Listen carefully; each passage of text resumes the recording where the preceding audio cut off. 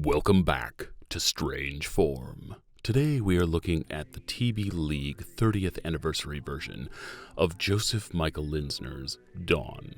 I picked up this figure during the height of the lockdowns when she went on sale for less than $100. Since then she has sat unopened and awaiting critique. To tell you the truth, I was uncertain of wanting this figure even at the low price. It's been a long time since I've thought of the Dawn series, and to be perfectly blunt, most of the production shots made her look like a drag queen, a popular pinup figure on comic book store poster racks all through the 90s. Dawn broke onto the comics scene in the late 80s, adorning the covers of Cry for Dawn, a self-published, more than a little bit heavy metal-inspired 9-part horror and social commentary anthology series. Though Cry for Dawn was Linsner's first entry into the comic book world, many of the stories were later compiled into the Angry Christ trade paperback, where they gained far more notability amongst comic collectors.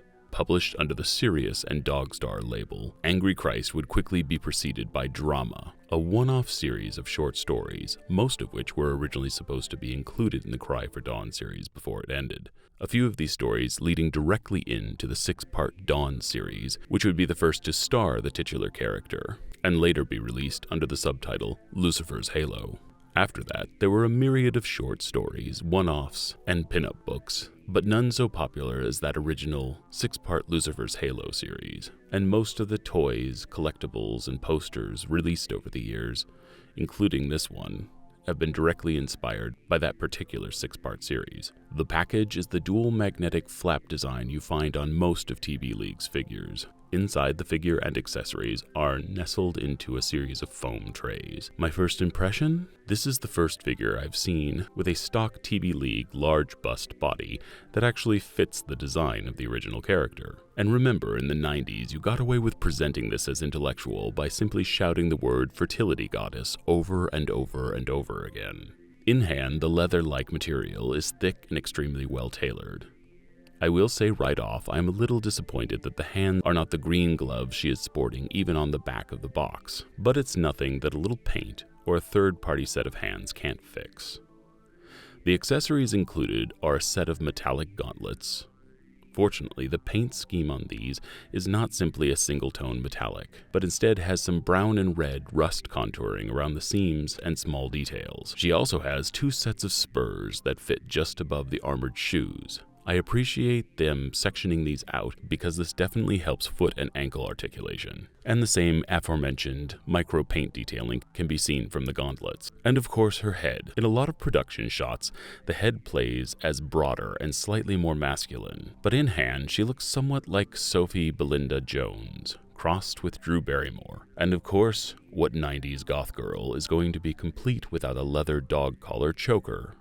Next we have the hands. Again, I would like to have seen these be green gloved hands, and at least one open hand with spread fingers. All told, she has the standard 3 sets.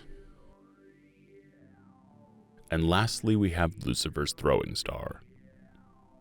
Halo. Now let's see what's on level 2. Here we have a 2-part pincher-style doll stand, a left angel wing, and a right demon wing. Damn it, toy industry, how many times do I have to tell you, stop transposing your esoteric occult symbolism? These pieces are surprisingly more like the base of a polystone statue than a posable figure. And now for level 3, the base, which is heavy and made to look like a concrete street. Her hell staff, complete with pentagram and 666 symbol. The Sword of Heaven, which you should be familiar with if you had the McFarlane Dawn figure. Now the 3 New York street signs. Broadway, which has a nice paint scheme and weathering. A standard-looking stop sign. And lastly, a one-way sign that surprisingly has the same reflective paint found on a real one-way sign. One missing accessory would have been the rose, which is also seen on the rear box illustration.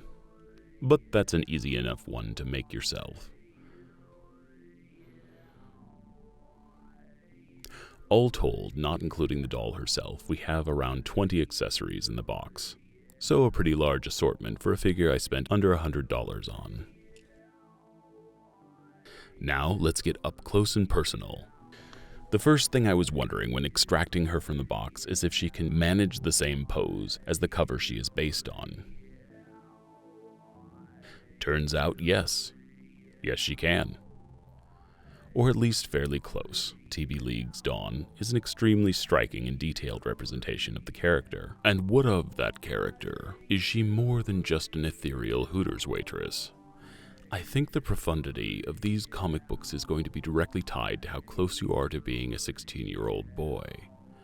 Dawn was born in an interesting time where the comics industry was going through the birthing pains of shedding its social status as a medium only for children.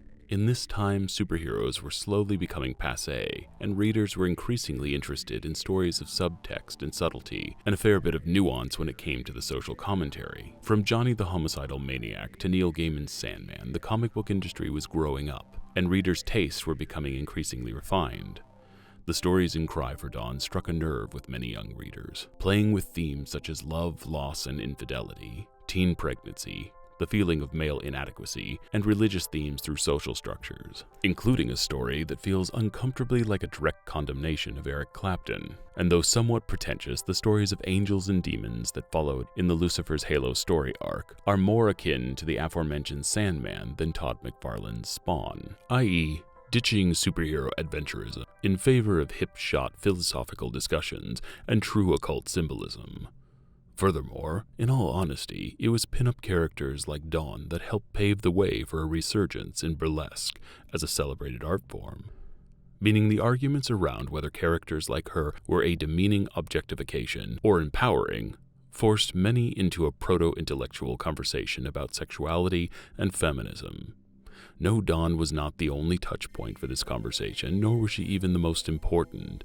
But when I think of the 90s, she will always remain a portion of the unabashedly sexual background radiation of record stores and comic shops, eventually giving way to the likes of Dita Von Teese. It's hard to believe that Dawn has been around haunting the nooks and crannies of your local comic book store for more than 30 years. I wonder if she will ever get any recognition more than that of a 90s footnote. Now, I know you're probably wondering why I'm going off on a tirade regarding the 90s and cultural conversations surrounding comic books.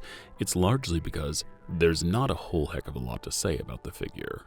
She's a perfectly serviceable Dawn figure. It's sort of miraculous that we even got a 1/6 figure in the first place. I would say that she's better than the McFarlane figure, and much better than many of the statues that have come out. As a matter of fact, I think she's probably the penultimate figure that has come out regarding this character. Are there complaints? A few. My biggest is her eyes. They are painted on looking straight rather than slightly up, and because the ball joint connecting her neck to her head makes it difficult to pose the head in any other position than chin down, she constantly looks like she is staring off into space. The pupil position also gives the slight feeling that she might want to have her thyroid checked. On the positive though, I am surprised by the amount of posability considering how form-fitting the costume is. The tailoring here is perfect, allowing for the costume to move without pinching or bunching when you place her in more dynamic poses. The skirt cape portion of the dress does have a bendy wire running through it, which is great for implied movement. The hair is bright, but not in a can-be-seen from space kind of way, and is about as easy to style as that of the Hot Toys Wonder Woman figures. The support portion of the stand is sturdy without being overly noticeable, which is great because it doesn't take up more of the aesthetic than it should. In the end, I think that this figure is well worth up to and including $200. Anything more than that, and you should probably be a pretty big fan of the character to justify the price. Whether you think she is a ridiculous stereotype aimed at lecherous collectors, or a beautiful reminder of the eternal sacred feminine, Dawn is definitely an unsung icon of what is quickly becoming a bygone era. If you enjoyed this episode, don't hesitate to comment, like, and subscribe. The channel needs your support now more than ever. And as always, remember, never stop collecting.